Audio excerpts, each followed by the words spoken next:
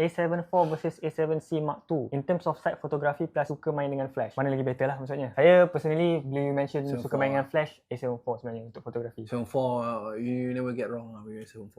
Dia Lagi-lagi ni A7 V dah keluar lah, second akan jatuh sikit. A7C Mark II ni dia sebenarnya the way dia keluarkan produk tu Compact kan? betul, it's not for professional. Dia warna yang warna Fuji kan? Betul. Yang warna silver, acah-acah tiru.